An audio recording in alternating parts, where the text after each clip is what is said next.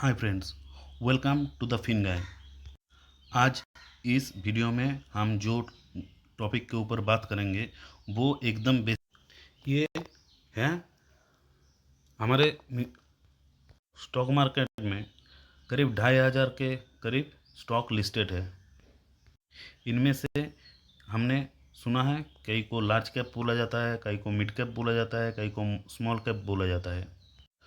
तो जानेंगे आज कौन कौन सा स्टॉक को किस लिए लार्ज कैप बोला जाता है और कौन कौन से स्टॉक को किस लिए मिड कैप और स्मॉल कैप किन स्टॉक को बोला जाता है। ये वीडियो होने वाला है एकदम स्टॉक मार्केट में जो जो युवा लोग आने के लिए सोच रहे हैं, इन्वेस्टमेंट करने के लिए सोच रहे हैं, या फिर जो लोग हाल ही में शुरुआत किए हैं इन्वेस्टमेंट 5-6 महीना हुआ है उन लोगों के लिए। तो स्टॉक मार्केट में इन्वेस्टमेंट करने से पहले हम लोगों को ये जो सारे बेसिक कॉन्सेप्ट है ये क्लियर हो जाना चाहिए। अगर ये क्लियर नहीं होगा तो आप लोग कॉन्फ्यूज़ रह जाओगे कि आपने कौन सा स्टॉक में जिस स्टॉक में इन्वेस्टमेंट किया हो वो लार्ज कैप है, कैसा रिटर्न दे सकती है, कितना वोलेटाइल है, वहाँ पर क्या क्या प्रॉब्लम आ सकता है, या फिर वो स्मॉल कैप है या फिर मिड कैप है। तब आप कॉन्फ्यूज़ हो सकते हो, और इस कॉन्फ्यूज़न को दूर करने के लिए ही ये जो स्टॉक मार्केट का बेसिक कॉन्सेप्ट का ये वीडियो हमने बनाया है। और एक चीज़, इन्वेस्टमेंट करने के लिए कौन सा स्टॉक में कितना पैसा इन्वेस्ट करे ये भी जानना ज़रूरी है, क्योंकि अगर कहाँ पर कितना पैसा इन्वेस्ट करना है ये अगर नहीं जानेंगे तो हम लोग अपने पैसे को ग्रो कैसे करेंगे। तो लार्ज कैप में कितना पोर्शन देना है, मिड कैप में कितना पोर्शन देना है, या फिर स्मॉल कैप में कितना पोर्शन देना है, ये भी जानना हम लोगों के लिए ज़रूरत है। लार्ज कैप किन स्टॉकों को बोला जाता है ये जानने से पहले हम लोगों को मार्केट कैपिटलाइजेशन समझना पड़ेगा।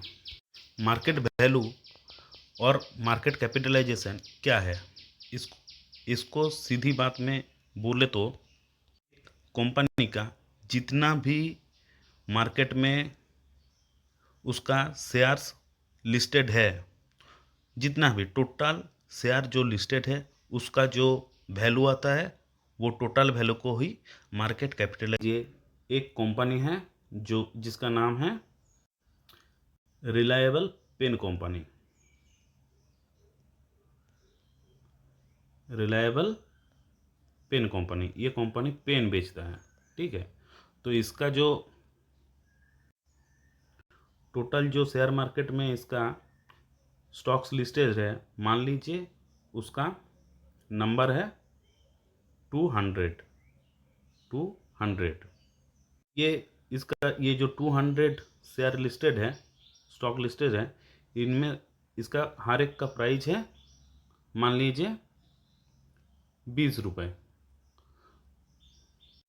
तो इसका मार्केट कैपिटलाइजेशन कितना आएगा, इसका मार्केट कैपिटलाइजेशन आएगा 4000। ऐसे मार्केट कैपिटलाइजेशन निकाला जाता है।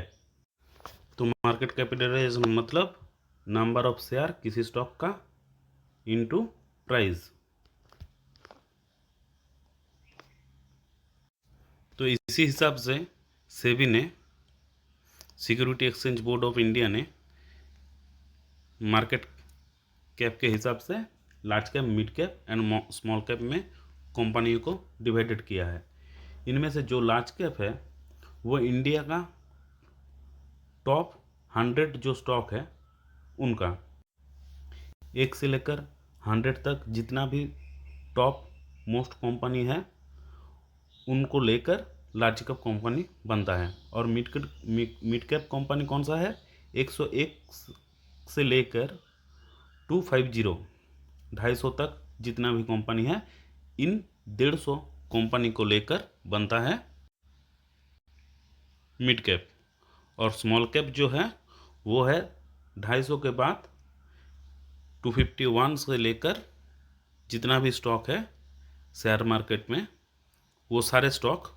लेकिन यहाँ पर एक बात है, 500 स्टॉक ही गिना जाता है, यानी 500 माइनस 250 तो 250, ये 250 स्टॉक लेकर जो बनता है वो है स्मॉल कैप 250।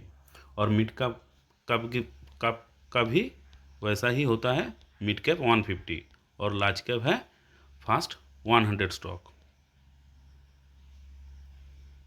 चलिए दोस्तों, आप देख लेते हैं ये लार्ज कैप, मिड कैप और स्मॉल कैप में जो इन्वेस्ट करेंगे उसमें कितना रिस्क होता है और कैसा रिटर्न मिलता है। लार्ज कैप स्टॉक में ऐसे तो रिस्क लो होता है, मान लीजिए जैसे रिलायंस, आईसीआईसीआई, ये सारे स्टॉक में क्यों लो होता है, क्योंकि यहाँ पर लिक्विडिटी बहुत ज़्यादा है, पैसा बहुत ज़्यादा है। एक स्टॉक को मूव करवाने के लिए 5 से 10% मूव करवाने के लिए बहुत सारा पैसा लगता है, जो स्मॉल कैप में नहीं लगता।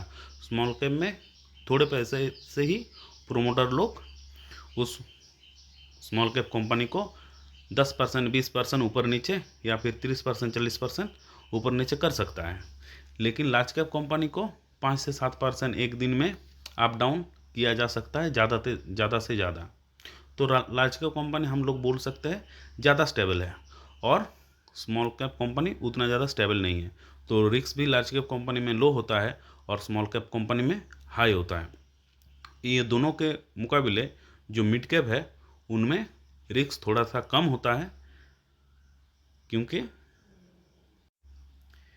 इसका जो मार्केट कैपिटल होता है वो स्मॉल कैप से ज़्यादा होता है।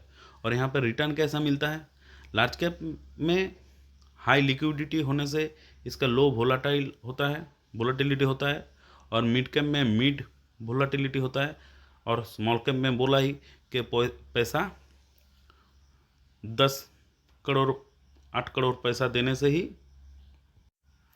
एक स्मॉल कैप कंपनी को 20% 30% उठापटक किया जा सकता है। वहाँ पर लार्ज कैप कंपनी में जो ग्रोथ होता है वो ग्रोथ पोटेंशियल स्टेबल है, और रिटर्न भी ठीक ठाक आता है, धीरे धीरे आता है, टाइम लगता है लेकिन ठीक ठाक आता है। और मिड कैप कंपनी उससे ज़्यादा रिटर्न आता है, और यहाँ पर लार्ज कैप से ज़्यादा रिस्क भी होता है। स्मॉल कैप में रिटर्न कई वक्त बहुत ज़्यादा आता है, वो मिड कैप को भी छोड़ देता है पीछे, लेकिन यहाँ पर इन्वेस्ट करना उतना ही रिस्की भी होता है। तो ये सारे स्टॉक लार्ज कैप किन टाइप लोगों के लिए बेहतर होता है। लार्ज कैप जो लोग नए शेयर मार्केट में इन्वेस्ट करने आए हैं उन लोगों के लिए, जो लोगों का थोड़ा थोड़ा करके आगे बढ़ना है, एकदम से 10% 20% एक महीने में 300% ऐसा ग्रोथ नहीं चाहिए, साल में 25% 30% ग्रोथ होगा। इन लोगों के लिए, कंजर्वेटिव लोगों इन्वेस्टर के लिए लार्ज कैप है। और जिन लोगों के लिए उससे ज़्यादा हाई रिस्क भी लेंगे और उससे ज़्यादा थोड़ा बहुत रिटर्न भी चाहिए, उन लोगों के लिए मिड कैप है। और स्मॉल कैप किन लोगों के लिए है, जिन लोग एग्रेसिव इन्वेस्टर है, जिन लोगों को 5-6 महीने में अपने पैसा डबल करवाना है, उन लोगों के लिए स्मॉल कैप होता है। लेकिन स्मॉल कैप में उतना रिस्क भी होता है, 5-6 महीने में पैसा जैसे डबल भी होता है, वैसा 5-6 महीने में पैसा आधा या उससे घट भी जाता है। थैंक यू दोस्तों, आज के लिए इतना ही।